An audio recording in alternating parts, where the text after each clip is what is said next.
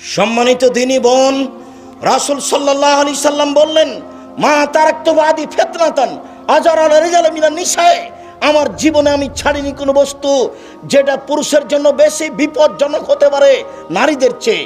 আমার জীবনে আমি ছাড়িনি কোনো বস্তু যেটা পুরুষের জন্য বেশি বিপজ্জনক হতে পারে নারীদের চেয়ে। আমার জীবনে আমি ছাড়িনি কোনো বস্তু যেটা পুরুষের জন্য বেশি বিপজ্জনক হতে পারে নারীদের চেয়ে। এই কথা বলে আল্লাহর নবী কি নারীদের মর্যাদার হানি করলেন? হাদিস তো বুখারী মুসলিম। তার মানে তিনি বলতে চাইলেন, সাবধান, তুমি বাড়ির বাইরে গেলে পুরুষের ক্ষতি হবে। সাবধান, তুমি মিঠা করে কথা বললে পুরুষের ক্ষতি হবে, নরম করে কথা বলা হবে না। কতদিন আমি বললাম যে আপনার বাড়িতে আপনার স্বামীর মোবাইলে রিং হচ্ছে, ধরবেন না। রিং হতে হতে হতে বন্ধ হয়ে যাক, তবে আপনি ধরবেন না। কোনো সময় যদি ধরেনও তাহলে আসসালামু আলাইকুম, জি কে বলছিলেন, এখন বাড়িতে নেই, পরে কথা বলবেন, এই বলে কথা আপনি শেষ করবেন। আপনি যদি বলেন ভাই কি বলছিলেন ভাইয়া, তাহলে আপনার নাম্বারটা ধরে রাখবে। আপনার একটু শরম হওয়া দরকার, আপনার একটু লজ্জা হওয়া দরকার।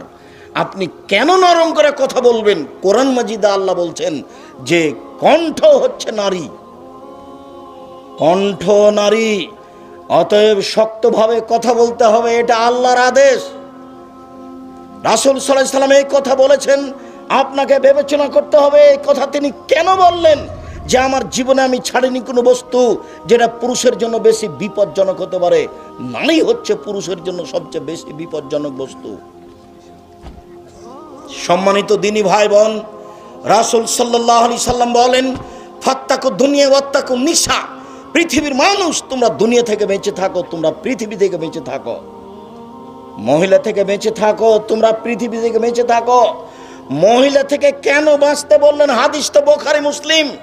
মহিলা কি কোনো গোখরা সাপ, গমা সাপ? মহিলা কি কোনো আগুন? মহিলা কি জাহান্নাম? মহিলা কি কোনো গরু ছাগল? ও কি বাঘ ভালুক? কেন তিনি বললেন তোমরা মহিলা থেকে বেঁচে থাকো? এই ছেলে, শতবার আমি তোমাকে বলেছি, কোনো মেয়ের নাম্বার যেন তোমার মোবাইলে না থাকে। তোমাকে আবারও বলছি, তুমি তওবা করে উঠো, বাকি জীবন তুমি আর কোনোদিন কোনো মেয়ের সাথে কথা বলো না। রাসূল সাল্লাল্লাহু আলাইহি সাল্লামের এই কথার তুমি দাম দিতে শিখো। আল্লাহ রাসূল বলছেন, ফাত্তাকু দুনিয়া ওয়াত্তাকু নিসা, তোমরা দুনিয়া থেকে বেঁচে থাকো, তোমরা মহিলা থেকে বেঁচে থাকো। দুনিয়া কিন্তু অত্যাধুনিক যন্ত্র। বিচারের মাঠে মানুষকে অপমান করা হবে, জাহান্নামে দেওয়া হবে 4টি পদ্ধতিতে। এক, আপনার পাপকে আপনাকে দেখানো হবে, মিসকালা যারাতিন খাইরা ইয়ারা, মিসকালা যারাতিন শাররা ইয়ারা। বিন্দুমাত্র সরিষা সমপরিমাণ যদি পাপ করে থাকেন দেখানো হবে, সরিষা সমপরিমাণ যদি নেকি করে থাকেন দেখানো হবে, দেখেই বুঝতে পারবেন আমি অপরাধী। 2, বিচারের মাঠে আপনার আমলনামা 99টা বিশাল বিশাল খাতা আপনার হাতে দিয়ে বলা হবে, ইকরা কেতাবাক, তুমি তোমার আমলনামা নিজেই পড়ো। আপনি আরবি জানলেও পড়তে পারবেন, না জানলেও পড়তে পারবেন। পড়বেন আর বলবেন, মালে হাদাল কিতাব লা ইগাদিরু সাগীরাতান ওয়ালা কাবীরা, কি আশ্চর্য ধরনের বই, জীবনের ছোট কথা লেখা আছে, বড় কথা লেখা আছে। আপনাকে অপরাধী প্রমাণ করা হবে আপনাকে বই পড়িয়ে। 3, ইয়াউমাইজিন তুহাদ্দিসু আখবারাহা, এই মাটি টপ টপ টপ টপ করে কথা বলবে। আদম থেকে নিয়ে কিয়ামত পর্যন্ত যত মানুষ এসেছে, যত মানুষ আছে, যত মানুষ আসবে, সমস্ত মানুষের কথা মাটি ধরে রেখেছে, সমস্ত মানুষের কথা মাটি ধরে রেখেছে। এই মাটি বিচারের মাঠে top top top top top top করে কথা বলবে।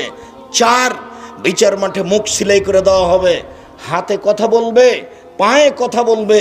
হাত বলবে, পা তুমি ঠিক বলেছ। হাতে যখন কথা বলবে, পা তখন বলবে, পা তুমি, হাত তুমি ঠিক বলেছ। এই 4টি পদ্ধতিতে মানুষের বিচার করে মানুষকে জাহান্নামে দেওয়া হবে। এই মাটি হচ্ছে অত্যাধুনিক যন্ত্র, যার জন্য আল্লাহর নবী বলছেন, তোমরা মহিলা থেকে বেঁচে থাকো এবং পৃথিবী থেকে বেঁচে থাকো। সম্মানিত দিনী ভাই বোন, রাসূল সাল্লাল্লাহু আলাইহি সাল্লাম বললেন যে ইয়াকুম দুখুল আলা নিসায়ে, তোমরা মহিলাদের কাছে যাওয়া থেকে বেঁচে থাকো। তাহলে কি মহিলাদের মানের হানি করা হলো? জি না, এসব বাক্য দিয়ে মহিলাদের নিন্দা করা হয়নি, বরং তাদের মর্যাদা রক্ষা করার জন্য রাসূল সাল্লাল্লাহু আলাইহি সাল্লাম এই কিছু বলেছেন। তিনি বলেছেন আর দুনিয়া কুল্লুহা মাতা, সারা পৃথিবী সম্পদ। ও খায়রু মাতায় দুনিয়াল মারাতু সলেহা, সারা পৃথিবী সম্পদ, উত্তম সম্পদ হচ্ছে ভালো নারী। অতএব সম্মানিত দিনী ভাই বোন, আমি আজকের মতো কথা লম্বা না করে, এই ছেলে, আমি উপস্থিত দিনী মুসলিম ভাই বোনের উপরে দুই তিনটা কথা আমি শেষের দিকে বলে যাচ্ছি। আমার জীবনে আপনার সাথে জরুরি কিছু কথা সম্পৃক্ত জড়িয়ে আছে। আমার জীবনের কিছু কথা আপনার সাথে জোরালোভাবে জড়িয়ে আছে। তার মনে রাখবেন, একটি কথা জীবনে সবচেয়ে যেটা প্রয়োজন মনে করবেন সেটা হলো 5 ওয়াক্ত সালাত আদায় করা। এই ছেলে, তুমি আমার হাতের দিকে লক্ষ্য করো 2-3 মিনিট। তোমার জীবনে যেটা সবচেয়ে জরুরি কাজ, পৃথিবীতে এর চেয়ে যেন তোমার জীবনে কোনো জরুরি কাজ না থাকে, সেটা হলো 5 ওয়াক্ত সালাত আদায় করা, নামাজ পড়া। দ্বিতীয়, তোমার জীবনের জরুরি কাজ বৈধ রুজি উপার্জন করা, চকলেট হলেও। 3, তোমার জীবনের জরুরি কাজ একটু কোরআন মাজিদ তেলাওয়াত করা, সূরা ইখলাস হলেও। 4, জরুরি প্রয়োজন ছাড়া 2 জন যেখানে বসে আছে সেখানে বসবেন না। জরুরি প্রয়োজন ছাড়া 2 জন যেখানে বসে আছে সেখানে বসবেন না। বসলে বদনাম হবে, আপনার ভালো চাল চলন চরিত্র টিকবে না। এই 4টি কথা জীবনের জন্য জোরালোভাবে গ্রহণ করে নেবেন। তারপরের কথাটি, উপস্থিত বৈঠকের মুসলিম বোন, আপনি 4টা কাজ করতে শিখুন, জান্নাতের সব দরজা খোলা আছে।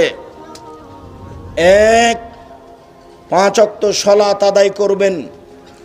2, সমাত শাহরাহা, রমজান মাসের সিয়াম পালন করবেন। 3, আতাত বালাহা, স্বামীকে মেনে চলবেন, তিতা লাগলেও মিঠা লাগলেও। যতদিন স্বামীর সাথে আছেন, স্বামী গালি দিলেও তাকে মেনেই চলতে হবে। তার সাথে মুখ ভারী করে কথা বন্ধ করে থাকা যাবে না। কয়েক মাস থেকে আপনি স্বামীর সাথে কথা বলেন না, কয়েক বছর থেকে আপনি এক জায়গায় থাকেন, আপনার স্বামী এক জায়গায় থাকে, এরকম সংসার চলবে না। স্বামীকে মেনেই চলতে হবে। 4, জেনা থেকে বেঁচে থাকবেন। জান্নাতের সব দরজা আপনার জন্য খোলা, যে কোনো দরজাতে আপনি প্রবেশ করতে পারেন।